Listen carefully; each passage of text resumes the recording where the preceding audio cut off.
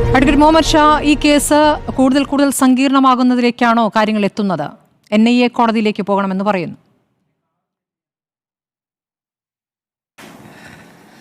NIA കോടതിയിലേക്ക് ഈ case പോകുന്നു എന്ന് പറയുന്നതിൻ്റെ ബേസിക് റീസൺ ഈ പുതിയ BNSലെ സെക്ഷൻ 143 പ്രകാരം ഹ്യൂമൻ ട്രാഫിക്കിങ് ഇതിനകത്ത് ഒഫൻസായിട്ട് ആഡ് ചെയ്തു എന്നതുകൊണ്ട് തന്നെയാണ്. 2019 മുൻപ് പഴയ ഇന്ത്യൻ പീനൽ കോഡ് ഉണ്ടായിരുന്നപ്പോൾ ഇതിൻ്റെ പാരലൽ പ്രൊവിഷൻ സെക്ഷൻ 370 ഈ ട്രാഫിക്കിങ്ങിൻ്റെ പ്രൊവിഷൻ അത് NIA ആക്ടിൻ്റെ ഷെഡ്യൂൾ ഉൾപ്പെടുത്തി. അങ്ങനെ ഷെഡ്യൂൾ ഉൾപ്പെടുത്തിയത് കൊണ്ട് NIA ഇൻവെസ്റ്റിഗേഷൻ റിക്വയർഡ് ആയിട്ട് വരികയാണ്. അത് പുതിയ പാരലൽ പ്രൊവിഷൻ എന്നുള്ളതിലേക്ക് NIA ആക്ട് ഇത് വന്നാൽ NIA കോടതിയിൽ പോകണം. NIA കോടതിയിൽ പോകുമ്പോൾ അതിനകത്ത് സെൻട്രൽ ഗവൺമെൻറ് സാങ്ഷൻ മറ്റ് ക്വസ്റ്റ്യൻസ് ഒക്കെ കയറി വരും. എനിവേ അതിൻ്റെ ശിക്ഷ എന്താണെന്ന് അറിയാമോ? ഒന്നിൽ കൂടുതൽ ആളുകളെ ട്രാഫിക്കിങ് നടത്തിയാലുള്ള ശിക്ഷ 10 വർഷം മുതൽ ജീവപര്യന്തം വരെ ആകാം. സിസ്റ്റേഴ്സിനെതിരെയുള്ള ചാർജാണ് കേട്ടോ. ഇനി രണ്ടാമത് അവർ എടുത്തിരിക്കുന്ന ഒഫൻസ് ഈ പറഞ്ഞ ഇവിടുത്തെ ഛത്തീസ്ഗഡിലെ കൺവേർഷൻ ആൻറ്റി കൺവേർഷൻ നിയമം എന്നല്ല അതിൻ്റെ പേര് ഡിഫറൻ്റ് ആണ്. പക്ഷേ അവരൊരു ആൻറ്റി കൺവേർഷൻ നിയമമായിട്ടാണ് അതിനെ കണക്കാക്കുന്നത്. ഈ നിയമത്തിൻ്റെ സെക്ഷൻ 5 അത് Chhattisgarh freedom of religion act എന്നാണ് അതിൻ്റെ പേര് ശരിക്കും. അതിൻ്റെ ഒരു അമെൻമെൻറ്റ് കൊണ്ടുവന്നിട്ട് അതിനകത്ത് കൺവേർഷനൊക്കെ 2006 കൊണ്ടുവന്ന് കയറ്റിയിരിക്കണം.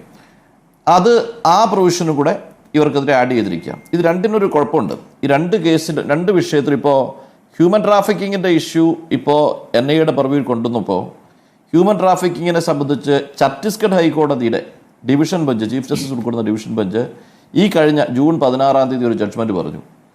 തെളിവുകളില്ലാതെ, അത് ആ ജഡ്ജ്മെൻറ്റ് വളരെ സ്പെസിഫിക് ആണ്, തെളിവുകളില്ലാതെ ഒരു കാരണവശാലും ഒരാൾക്കെതിരെയും പ്രോസിക്യൂഷൻ. അതിൻ്റെ ഹെഡ് നോട്ടിങ്ങനാണ് mere suspicion is not enough to prosecute the accused for offence punishable for human trafficking in the absence of cogent evidence in relation to exploitation.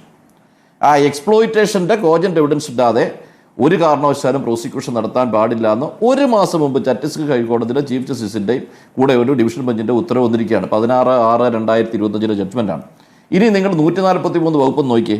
143 എന്ന് പറയുന്ന BNSന്റെ വകുപ്പ് whoever for the purpose of exploitation recruits transports ആണ്. Purpose of exploitation prove ചെയ്യാൻ കോജന്റ് evidence ഉണ്ടോ എന്ന question ആണ്. നമ്മളിപ്പോൾ ഇതിൻ്റെ ലീഗൽ ആസ്പെക്റ്റാണ് ഞാൻ പറയുന്നത്. ആ സിസ്റ്റർമാർ ഇതുമായി യാതൊരു ബന്ധവുമില്ല.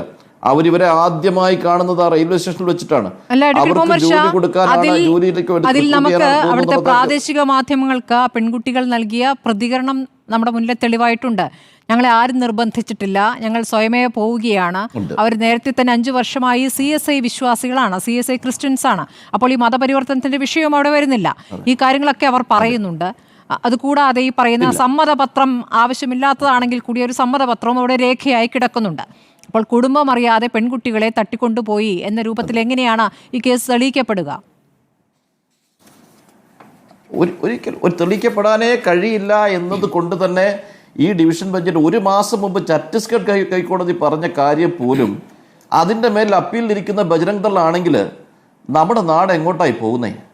ബജ്രംഗ് ദളിനെ ഞാൻ പറയുന്ന മറ്റൊരു വിഷയം, ബജ്രംഗ് ദളിന്റെ ഒരു സ്ത്രീ അവിടെ അവർ വലിയ ബഹളമൊക്കെ ഉണ്ടാക്കുന്നുണ്ട്. വളരെ നമുക്കറിയാം ഹോണ്ടിങ് ആയ ചില ഇൻസിഡൻസ് ആണ് നടക്കുന്നത്. നമ്മൾ ഈ രാജ്യത്ത് ജീവിക്കുമ്പോൾ കണ്ടിട്ട് സഹിക്കാൻ. ഇവർ വേണേൽ നാളെ MP ആകും. മനുപ്രസാദിന്റെ പാർട്ടി അവരെ പിടിച്ച് MP ആക്കും. ജ്യോതി ശർമ്മ നാളെ വേണമെങ്കിൽ പാർലമെന്റിൽ മത്സരിപ്പിച്ച് ജയിപ്പിച്ചേക്കും.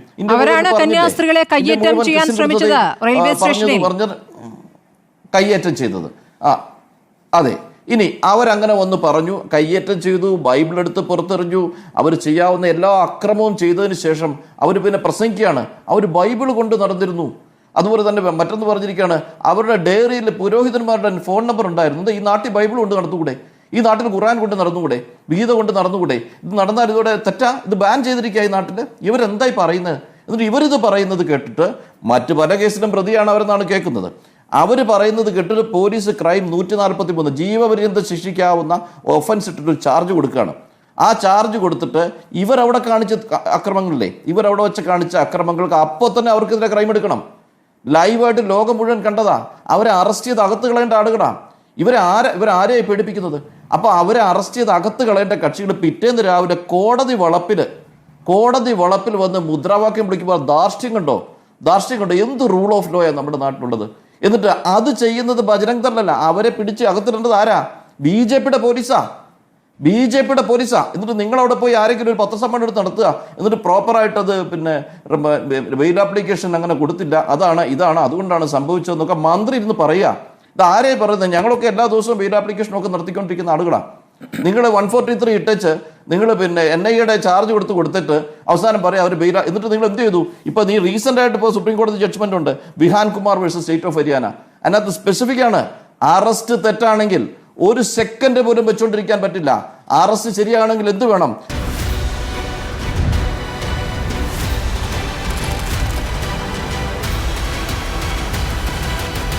ഡിബേറ്റ് വിത്ത് സ്മൃതി പരുത്തിക്കാട്.